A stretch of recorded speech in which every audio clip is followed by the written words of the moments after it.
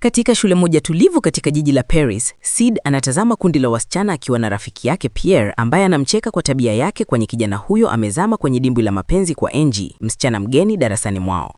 Akitaka kumvutia msichana huyo, Sid anajaribu kufanya mchezo wa sarakasi na ubao wake wa kuteleza skateboard, na ingawa anafanikiwa kuruka, anaishia kugongana na pipa la takataka. Akiona hali hiyo inafurahisha, Angie anasogea kumrudishia kijana huyo ubao wake. Baada ya Sid kuinuka, anajitolea kumtembeza mgeni huyo mjini. Akiwa na shauku, mwanadada huyo anakubali wazo hilo na kumwomba Sid namba yake ya simu, lakini kijana huyo hana simu ya mkononi. Haraka sana, Pierre anasogea kumsaidia rafiki yake, akisema kwamba Sid alilazimika kufuta namba yake ya zamani kutokana na uhusiano uliopita. Kwa hiyo, Angie anaagana na wawili hao na kumwomba kijana huyo awasiliane naye atakapopata simu mpya. Baadaye, Sid anafika nyumbani na kuzungumza na mama yake, akimwambia anahitaji msaada wake kununua kitu muhimu. Licha ya kuchanganyikiwa na ombi hilo la ghafla, mama anampa pesa alizonazo, akisema hiyo ndiyo pesa yote alionayo kwa wakati huo. Usiku unapoingia, Sid anakimbilia kwenye zamu yake ya kazi katika mgahawa mmoja jijini, ambapo anakemewa na bosi wake kwa kuchelewa. Akitaka kuepuka mzozo wowote, kijana huyo anaomba radhi kwa kilichotokea na kuuliza kama bosi wake angeweza kumpa sehemu ya mshahara wake mapema, kwani ana uhitaji kwa jambo la dharura. Hata hivyo, bosi huyo hajali kabisa na kumpa noti ya bandia ya euro 100, akizomea majibu yake. Siku iliyofuata, Sid anaenda kwenye duka la vitu vya kale na kuuliza kama wana simu zozote za bei rahisi. Muuzaji anampa chaguzi nyingi tofauti, lakini kijana huyo anasema ana euro 30 pekee. Pamoja na hayo, muuzaji anatambua kuwa wamekuwa na kifaa kimoja kwa muda na anaamua kwenda kukichukua. Baada ya kuona simu iliyotengenezwa kwa muundo wa kipekee, Sid anasisimka na mtu huyo anaanza kuorodhesha sifa zote za simu hiyo. Zaidi ya hayo, mtu huyo anasema kwamba ingawa bei ya awali ya simu hiyo ilikuwa euro 500, anaweza kukubali euro 30, na bila kufikiria mara mbili, kijana huyo anaamua kuinunua. Hata hivyo, Sid anapochukua simu hiyo, anagundua kuwa kifaa hicho hakifanyi kazi. Akiona hali hiyo inachekesha, muuzaji anaeleza kuwa tayari alikuwa anajua hilo na kusema kwamba kijana huyo bado anaweza kuitumia kama njia ya kujionyesha. Akiwa na kinyongo, kijana huyo anaitazama simu hiyo ambayo ghafla inalia na kuwaacha wote wawili wakiwa wamepigwa na butwa, wakigundua kuwa bidhaa hiyo inaonekana bado inafanya kazi. Muuzaji anajaribu kuichukua kutoka kwa Sid, lakini kijana huyo ni mwepesi zaidi na anakimbia kutoka dukani. Dakika chache baadaye, Sid anakutana na Pierre katika uwanja wa shule, na baada ya kumtazama Angie kwa muda, kijana huyo anamuonyesha rafiki yake simu yake mpya. Akiwa na uhakika kwamba atapata namba ya msichana huyo, kijana huyo anasogea kwenye kundi na kusema kuwa tayari ana simu mpya ili waweze kuzungumza. Hata hivyo, wakiona muonekano wa ajabu wa kifaa hicho, wasichana wale wanamdhihaki kijana huyo na kuondoka na Angie, ambaye anabezari hali yao ya kifedha. Akitaka kumfariji rafiki yake, Pierre anaeleza kuwa wasichana hao si lolote bali ni wawindaji wa mali, gold diggers, na kwa pamoja wanafunzi hao wanaelekea darasani. Katika maabara ya shule, Virgin na kundi lake la wasumbufu wanaanza kumsumbua Sid na rafiki yake na kuanzisha ugomvi katikati ya chumba. Wakati wa darasa, wavulana hao wanaendelea kumsumbua Sid, huku Angie na marafiki zake wakicheka hote hayo. Wakati huo, simu ya kijana huyo inajiwasha yenyewe na kuanza kupiga, kusababisha Margot, mmoja wa marafiki wa Angie, kupokea simu. Akiwa na mchanganyiko, mwanadada huyo anaipokea ili kujua ni nani na kuanza kusikia aina fulani ya sauti ya kapeni inayoanza kudhibiti matendo yake. Muda mfupi baadaye, Margot anawasha moto wa Bunsen burner kwenye meza yake ya kazi na kutumia kifaa hicho kuchoma nywele za Clementia, mmoja wa marafiki zake. Baada ya kuona moto kwenye kichwa cha msichana huyo, Angie anapiga kelele kwa kukata tamaa na kusababisha hofu darasani, ambapo wanafunzi wanamsukuma chini mwanafunzi mwenzao, huku mwalimu akizima moto kwa kizima moto. Baadaye, mkuu wa shule anazungumza na Margot pamoja na mpelelezi ambaye anagundua kuwa namba iliyompigia simu ni ya siri, kumaanisha habari zake haziwezi kupatikana. Wakigundua kuwa hakuna la kufanya, watu hao wanaacha uchunguzi kwa sasa na kuwaruhusu wanafunzi. Siku iliyofuata, Sid anaketi chumbani kwake akijisemea jinsi alivyozama kwenye mapenzi na Angie. Wakati huo, kijana huyo anagundua kuwa simu yake iko kwenye simu ya video na Angie, na anachanganyikiwa sana kwani hata kuwa akijua namba ya msichana huyo. Licha ya kusikia kile kijana huyo alikuwa akisema kumhusu Angie, mwanadada huyo anatenda kawaida na Sid anaamua kumwomba watoke pamoja.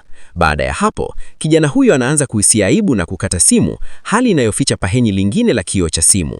Thamani kwa hili, Sid anagundua kuwa simu ilimpigia Margot asubuhi iliyopita na anaanza kupata nadharia kuhusu kwa nini hilo lilitokea. Baadaye, wakati wa darasa, Margot anajaribu kumwomba radhi Clementia kwa kile kilichotokea, lakini msichana huyo anakataa kumsamehe na kuendelea kumpuuza. Muda mfupi baadaye, Sid na Pierre wanajadili simu hizo za ajabu na ghafla, mwalimu anampiga mmoja wa wavulana kwa chaki. Akiwa amekasirishwa na mazungumzo wakati wa maelezo, mwalimu anamwamuru Sid ajibu moja ya maswali, na wakati huo, simu ya kapeni inaonyesha jibu kwenye kioo. Bila kufikiria mara mbili, kijana huyo anajibu maswali hayo kwa sauti, na akiamini kwamba kijana huyo alitumia simu yake kudanganya, mwalimu anaamua kuitupa simu hiyo. Mwishoni mwa darasa, Sid anakimbilia kuichukua simu ile na anashangaa kuona hata haina mchubua mulo moja. Usiku unapoingia, mwalimu anasahihisha mitihani darasani anapopokea simu kutoka kwenye ile simu ya kapeni na kumfanya aingie kwenye hali ya kurogeshwa. Asubuhi, Sid anaamka na kugundua picha ya keki ya kuzaliwa mbele yake iliyorushwa na simu yake. Akiwa na furaha, kijana huyo anazima mishumaa ya keki yake ya kufikiria na anafurahia uwezo wa kipekee wa simu hiyo. Dakika chache baadaye, kijana huyo anaenda kumtembelea Pierre nyumbani kwake na kwa pamoja, wanafunzi hao wanaelekea shuleni. Katika safari hiyo, wawili hao wanajadili uwezo wa maajabu wa simu ile na kuamua kuomba msaada wake kukabiliana na profesa, kwani hawataki kutumia siku ya kuzaliwa ya Sid wakiwa kizinishani. Sekunde chache baadaye, kifaa hicho kinawasiliana na katibu wa shule na kutumia teknolojia yake kubadili sauti ya Sid ili sikike kama Profesa Mazo. Thamani kwa hili, Sid anafanikiwa kuacha adhabu yake ifutiwe na anamwamuru mwanamke huyo kubadili chakula cha mkahawa kuwa chaguzi tamu zaidi. Akigundua kuwa simu yake ni kitu cha ajabu cha kichawi, kijana huyo anasisimka.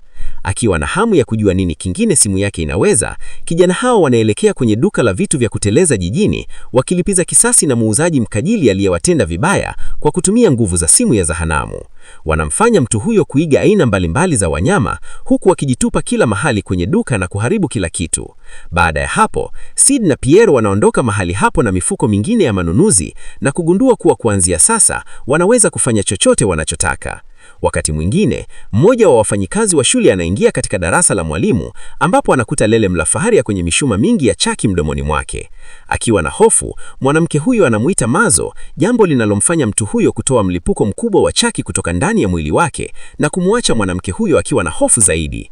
Baadaye, katika klabu ya usiku, vijana hao wanaendelea na mipango yao ya kulipiza kisasi dhidi ya kila aliyemkosea. Lakini wakati huo, Pierre anamuomba rafiki yake amwazimie simu yake kwani anahitaji msaada na hali ya kifamilia. Lakini Sid hapendi wazo hilo na hata mjari kajaribu kumpa simu kijana huyo kwa kiasi gani, kifaa hicho kinaonekana kukataa kufanya kazi.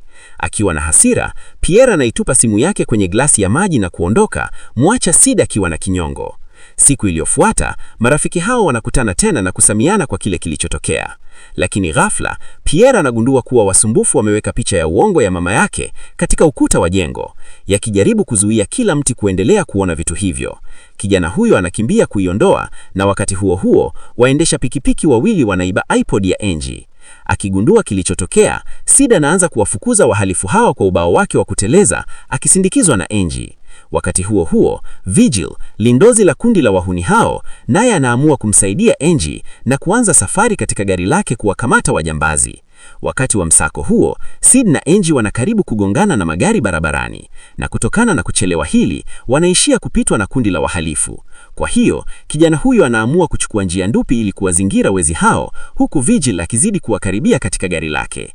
Hata hivyo, kabla ya kufanya hivyo, mmoja wa wasumbufu anapokea simu kwenye simu ya Sid inayomwamuru kuweka mikono yake kwenye usani ili kusababisha mgongano. Kwa hiyo, kundi hilo linaishia kupata ajali kwenye eneo la ujenzi, wakiwacha wote wakiwa wamefunikwa na sementi. Muda mfupi baadaye, Sid na Angie wanafanikiwa kuwakamata wahalifu hao, na baada ya kuwaangusha, msichana huyo anaanza kupiga mmoja wao kwa ukali, yakijaribu kuzuia mzozo usizidi. Maofisa wa polisi wanakimbia kuvunja ugomvi, na haraka, Sid anasema hao ni wezi. Kwa hofu, watu hao wanajaribu kutoroka na kufukuzwa na maofisa, huku mkuu wa kikosi akimwamuru mwanapishi hao waliofanikiwa kurudisha iPod ya Angie. Siku iliyofuata pia anajaribu kumshawishi rafiki yake kuachana na simu yake ya kuzimu, akisema kuwa kifaa hicho kinazidi kupata wahanga wengi zaidi. Hata hivyo, Sid hajali lolote kuhusu hilo, na ili kuonyesha jinsi simu hiyo ilivyo ya ajabu, anampigia simu mwalimu wake wa historia akitumia nguvu za kuroga ili kupata majibu ya mtihani unaofuata. Hii inamvutia Pear, na wanapokuwa wakiondoka, vijana hao wanakamatwa na Virgil na wahuni wengine waliokuwa wakisikiliza mazungumzo yale. Akitaka kupata majibu ambayo Sid aliyapata kutoka kwa profesa, Virgil anamlazimisha kijana huyo kuzungumza na anapata msaada kutoka kwa Clementine, ambaye anafichua kuwa kijana huyo alikuwa ameahidi kutoa majibu kwa Angie. Baada ya hapo, kundi la wahalifu linaondoka na wanafunzi wanaendelea kufanya mtihani ambapo mwalimu amevaa nguo za aibu, shukurani kwa Sid kumroga. Mwishoni mwa siku, Sid na Angie wanazungumza uwanjani na wanazidi kuwa karibu zaidi na zaidi. Akifurahia kampuni ya kijana huyo, Angie anamwalika kwenda sinema, na akiwa na furaha tele kwa mwaliko huo, kijana huyo anakubali bila kusita. Wakati akijiandaa kwa miadi hiyo, anaamua kuondoa vyuma vyake vya meno, braces, akijihisi mwenye ujasiri zaidi kuhusu muonekano wake. Dakika chache baadaye pia anatokea nyumbani kwa rafiki yake na kumkumbusha kuwa ni usiku ambao wataenda kwenye tamasha kubwa la AC/DC, lakini Sid anasema hawezi kwa sababu ana miadi na Angie. Aliposikia hayo, pia anahuzunika sana na kusema kuwa hamtambui tena rafiki yake, kwani hajawahi kumwona akitenda hivyo hapo awali. Licha ya shutuma hizo zote, Sid anasimama imara katika uamuzi wake na kusema kuwa siku zote wamekuwa tofauti sana. Pia anajibu kuwa familia yake ilikuwa na matatizo mengi kama ya rafiki yake, na hiyo ilikuwa moja ya sababu zilizomfanya wapeane msaada kila wakati, kwani walipitia matatizo sawa. Baada ya hapo, kijana huyo anaondoka, na hata kama anahisi huzuni kwa ugomvi huo, Sid anaendelea kujiandaa kwa miadi yake. Kabla ya kuondoka, kijana huyo anaenda kuzungumza na mama yake, ambaye anafichua kuwa amepokea zawadi kwa kazi yake, kwani ametambuliwa kwa jitihada zake kwa muda mrefu. Habari hizi zinamfurahisha Sid, na anaaga mama yake, ambaye anatumai mwanaye atakuwa na miadi isiyosahaulika na Angie. Anaposhuka ngazi, Sid anasimamishwa na mtoto ambaye mama yake anamlea, ambaye anashika koti lake na kumwomba wacheze pamoja. Akigundua kuwa mikono ya mtoto huyo imefunikwa na chokoleti, kijana huyo anakuwa na hasira na kumfokea mwache peke yake. Wakati huo, mama wa mtoto huyo anauliza ikiwa bosi wake anakubaliana naye kuchukua usiku huo, lakini Sid anajibu kuwa hajali na kupiga kelele kwamba ikiwa hakubali, anapaswa kutoweka. Kitu asichokijua ni kwamba simu yake ya kuzimu ilisikia ombi hilo, na bosi wake kwenye mgahawa amepokea simu hivi punde. Mara tu anapopokea simu hiyo, mpishi huyo anaingia kwenye hali ya kurogwa na kwenda jikoni ambako anapaka viungo mbalimbali kichwani mwake. Mara baada ya hapo, bosi huyo anaelekea kwenye kikaango cha mafuta, deep fryer, ambapo anazamisha kichwa chake ndani kusababisha kila mtu kupiga kelele kwa hofu, huku mtu huyo akianguka chini akiwa amekufa. Baadaye, Sid anafika nyumbani kwa Angie na anafurahi sana kugundua kuwa rafiki yake ni binti wa Mike Bullet, mmoja wa wacheza ubao wa kuteleza maarufu duniani. Baada ya hapo, wapenzi hao wanaelekea kwenye miadi yao katika gari la michezo ambalo Sid alinunua kwa msaada wa simu yake ya kuzimu. Wanaposafiri kupitia jiji, vijana hao wanapita karibu na gari la Virgil, likitambulika kama gari lililoibiwa kutoka kwa baba yao. Kwa sababu hiyo, wasumbufu wale wanapatwa na hasira na kuamua kuwafukuza vijana hao. Katika jumba la sinema, Sid na Angie wanatazama filamu ya kutisha, lakini wakati huo kijana anagundua ameacha simu yake ngarini. Sid anakimbia haraka kuichukua, lakini anashambuliwa na Virgil na marafiki zake ambao wanaichukua ngari lile, huku kijana huyo akiwa lala chini. Dakika chache baadaye, kijana huyo anarudia Angie kwenye sinema na kumwambia kilichotokea, akikiri kuwa alikuwa anajaribu tu kuonekana kama mtoto tajiri ili kumvutia. Hata hivyo, Angie anasema kuwa hakuwahi kujali kitu cha namna hiyo, na anaonyesha kuwa bado anataka kuendelea na miadi yake na Sid. Hivyo, vijana hao wanaendelea kutazama filamu, na kijana huyo anajaribu kutokuwa na wasiwasi kuhusu ukweli kwamba bado hajapata simu yake ya kuzimu. Katikati ya jiji, Virgil na wengine wanasherehekea kwa kulipata ngari lililoibiwa. Wakati huo, Franklin, mmoja wa wahalifu, anagundua kuwa simu ya Sid inapokea simu na anaamua kuipokea ili kuzidi kuvuruga maisha ya kijana huyo. Hata hivyo, hiyo haikuwa kitu kingine bali ni kurugwa kwingine la kifaa hicho cha kapembo ambacho kinadhibiti akili ya mhusika na kumfanya ajitupe nje ya gari. Kwa sababu hiyo, Franklin anaishia kuanguka katikati ya barabara, na kabla ya kuinuka na kuondoka, anagongwa na lari na kufariki. Mbali na hapo, Sid na Angie wanaondoka kwenye jumba la sinema baada ya filamu kuisha, lakini kabla hawajaenda, wapenzi hao wanakamatwa na maafisa wa polisi wawili wanaowapeleka kituo cha polisi. Baada ya kukutana tena na Sid, Virgil na rafiki yake David wanapatwa na hasira na kumtuhumu Sid kuwa ndiye aliyehusika na machafuko yote mjini. Wakitaka kuzuia hali isizidi, maafisa wanakudilia wasumbufu hao na afisa anaanza kumhoji Sid kuhusu ngari lililoibiwa. Zaidi ya hapo, mtu huyo anauliza Hansi jinsi kijana huyo amekuwa akiwadhibiti watu wengi kiasi hicho. Lakini kabla ya kusikia ushuhuda, afisa huyo anapokea simu kwenye simu iliyo mezani pake. Anapopokea, anaingia kwenye hali ya kurogwa kama kila mtu mwingine na kuharibu nyaraka za uchunguzi. Mara baada ya hapo, mtu huyo anawaacha wapenzi wale waende bila adhabu. Wanapoelekea mlangoni, Sid anawasikia maofisa wa polisi wakizungumza juu ya ajali iliyokatisha maisha ya bosi wake. Akigundua kuwa simu imekuwa ikiwaondoa watu kadhaa wanaohusika katika maisha yake, kijana huyo anaanza kuogopa na kuamua kuaga Angie ili atatue jambo hili mara moja. Sid anajaribu kuharibu kifaa hicho cha kapepo, lakini hakuna kinachoonekana kufanya kazi. Kwa hiyo, kijana huyo ana wazo jipya na kwenda kwenye mashimo ya chini ya ardhi, catacombs, ambapo anatupa kifaa hicho kwenye kisima chenye urefu wa zaidi ya mita 160. Siku iliyofuata, Angie anasubiri hadi wazazi wake waondoke safarini na anashuka kwenye chumba cha chini cha nyumba kukutana na kundi la marafiki zake ili waweze kuchunguza jinsi mashambulizi yanavyotokea. Kwa kukusanya habari zote walizonazo, vijana hao wanagundua kuwa simu inaweza kuwa inatenda yenyewe na Sid anaweza kuwa mfungwa wa nguvu zake tu. Mbali na hapo, Sid anatembelewa na kundi la wachimbaji ambao wanafichua kuwa wameipata simu ambao kijana huyo alipoteza usiku uliopita. Licha ya kutotaka tena kitu hicho kimtese, kijana huyo hataki kuwaweka watu hao hatarini na anaichukua simu. Muda mfupi baadaye, Pierre anatokea na Sid anafarijika kuona kuwa rafiki yake hana hasira naye tena kwa sababu aligundua kuwa mkosaji halisi wa haya yote alikuwa simu ya kuzimu. Wakati huo, simu inaanza kulia na wakijaribu kutafuta njia ya kuharibu kitu hicho, vijana hao wanaamua kujiandaa kuipokea. Sid kisha anamuomba Pierre akipige kifaa hicho cha chombo cha maua vase ikiwa anaanza kutenda kwa njia ya ajabu. Haijalishi anajaribu kwa kiasi gani kuishawishi simu ile ya kapepo kuwa hataki tena kuishi hivyo, kiumbe huyo muovu anakataa kuondoka na kusema kwamba kijana huyo ataipenda kwa urahisi zaidi ikiwa hana mtu mwingine wa kumpenda. Baada ya hapo, simu inakata na Sid hahisi chochote tofauti kikitokea, lakini Pierre anaishia kupata wasiwasi na kumpiga rafiki yake ambaye anaanguka chini. Simu ya nyumbani ya Angie inaanza kulia na Clemence anaipokea haraka na kuanza kulia kwa kwiku mara kwa mara. Hata hivyo, huo ulikuwa utani tu wa msichana huyo ambaye anadai kuwa simu hiyo ilipigwa na mama wa rafiki yake aliyemuomba aondoe sufuria jikoni. Dakika chache baadaye, kundi linajumuika jikoni kuendelea na mazungumzo, lakini wakati huo Margaret anapokea simu kutoka kwa mama yake. Shida ni kwamba haikuwa kitu kingine bali simu ya bandia iliyopigwa kutoka kwenye simu ya kuzimu, na baada ya kumpa Virgil simu yake, msichana huyo anaanza kuchukua visu kutoka kwenye drawer na kujichoma navyo mwilini. Eneo hili linatisha kila mtu, na licha ya maumivu, Margaret anaendelea kujishambulia hadi anapoanguka akiwa amekufa mbele ya marafiki zake. Mara baada ya hapo, Virgil anachukua sufuria iliyokuwa ikichemuka na kuitupa kwa Clemency, ambaye anafariki kutokana na joto kali sana na kugeuka kuwa sanamu ya plastic. Kwa hofu, David anampiga Virgil kwa kikaango cha kukaangina, na mashambulizi ya mara kwa mara hatimaye yanasababisha kijana huyo kupoteza maisha. Baada ya kushuhudia eneo hilo la kutisha, Angie amepigwa na butwa na anasikia simu yake ikilia, lakini kabla hajaichukua inaibwa na mbwa wake ambaye anaishia kupagawa na ile sauti. Akijaribu kuzuia rafiki yake asiumie, David anasogea kumtuliza mbwa huyo, lakini anaishia kushindwa, jambo linalomfanya mbwa huyo amshambulie kwa ukali. Akiwa na hofu, Angie anakimbilia ghorofa ya pili ambako anajificha ili kuepuka mashambulizi ya mbwa. Baadaye, Sid na Pierre wanafika nyumbani kwa msichana huyo ambako anashambuliwa na mama yake, na ili kumwokoa, wawili hao wanampiga mwanamke huyo kwa mbao za kuteleza kwao. Muda mfupi baadaye, kundi linaelekea kwenye mashini ya kukandamisha ya familia ili waweze kuharibu kitu hicho, lakini wanaishia kuzingirwa na Virgil ambaye anafichua kuwa alimuua mbwa. Sid anasogea haraka kumzuia kijana huyo na kuzuia mtu yeyote asiumie, na Pierre anakimbia na Angie kwenye ile mashine wakiwa kijana hao wanakabiliana. Shida ni kwamba kifaa hicho kinahitaji neno la siri kuwashikwa, na wakati wakijaribu kugundua neno hilo, Sid anaendelea kukabiliana na Virgil ambaye anachukua msumeno wa umeme chainsaw kumshambulia.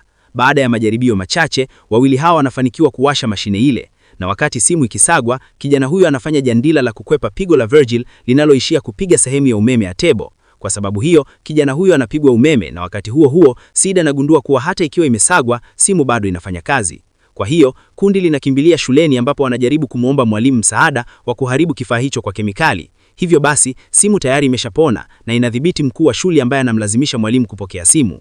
Akiwa na hasira, Angie anampiga mtu huyo na ubao wake wa kuteleza, lakini ni kuchelewa na analazimika kumeza moja ya chota za maabara, jambo linalofanya mwili wake kuharibika. Muda mfupi baadaye, watatu hao wanakutana na umati wa watu waliopagawa wakija upande wao na wanakimbia ili kuepuka kuuawa. Shida ni kwamba shule tayari imezingukwa na wanafunzi wanaamua kujifungia kwenye maabara ambapo wanaamua kujaribu kugandisha simu hiyo ya majani nitrogen. Wakati huo, mkuu wa shule anaamka na kujaribu kumzuia kundi hilo, wakati umati wa watu waliopagawa ukiharibu milango na madirisha na kufanikiwa kuvamia pahala.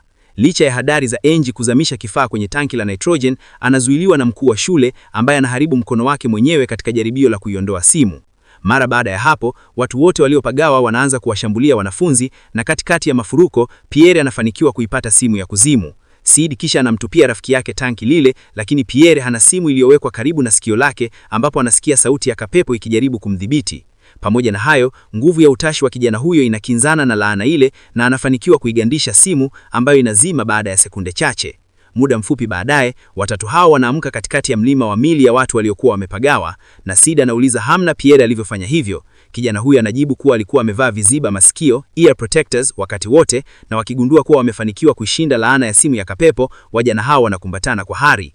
Baada ya hapo, watatu hao wanasafiri baharini kwa meli na kuamua kuiachia tanki la nitrogen ndani ya maji ili kuhakikisha kuwa hakuna binadamu mwingine anayeteseka mikononi mwa simu ya kuzimu.